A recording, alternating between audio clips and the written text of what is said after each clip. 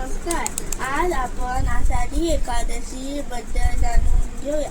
आषाढ शुक्ल पक्षातील एकादशीला आषाढी एकादशी किंवा देवशयनी एकादशी म्हणतात. हिंदू धर्मातील ही अत्यंत पवित्र आणि महत्वाची एकादशी मानली जाते. या दिवशी भगवान श्री विष्णू क्षीरसागरात योग निद्रेत जातात अशी श्रद्धा आहे. या दिवसापासून चातुर्मास सुरू होतो.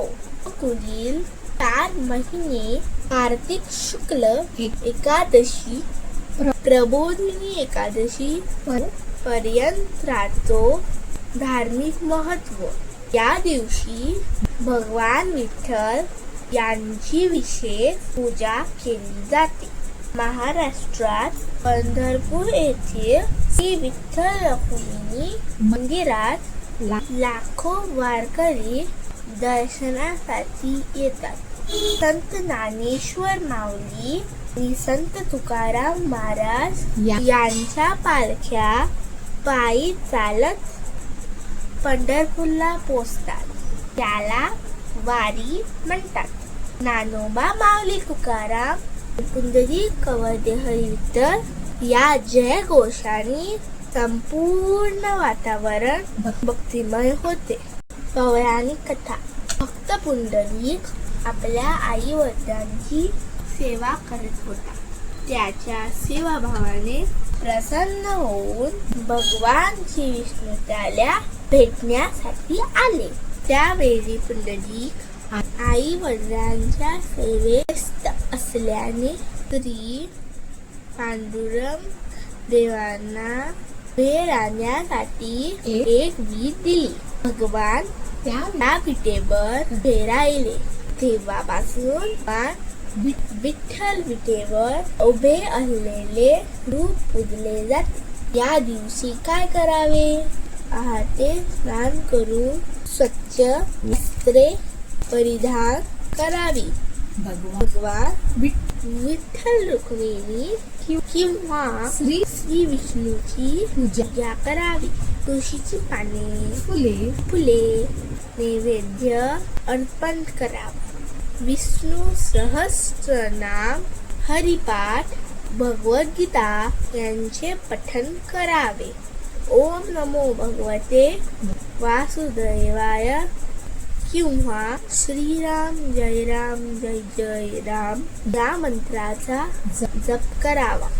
शक्य असल्यास एकादशीचे उपवास करावे आणि द्वादशीला पारणे सोडावे. उपवासाचे महत्व. एकादशीचा उपवास केल्याने मन आणि आत्मा शुद्ध होतो. पापांचा क्षय होतो आणि भगवान विष्णूची कृपा प्राप्त होते अशी श्रद्धा आहे. वारी परंपरा. वारी ही महाराष्ट्राची अनेक शतकांपासूनच आध्यात्मिक परंपरा आहे. वारकरी टाळ मृदंगाचा गजरात अभंग गात भगव्या पताका घेऊन पंढरपूरकडे पायी चालतात. या वारीत समता, सेवा, भक्ती आणि बंधुभाव यांचे दर्शन घडते. आषाढी एकादशीचा संदेश. आषाढी एकादशी आपल्याला भक्ती, सेवा, नम्रता, पालकांचा आदर आणि सदाचार यांचे महत्व शिकवते. भगवान विठ्ठलांच्या चरणी चांगले कर्म करण्याची प्रेरणा हा दिवस देतो.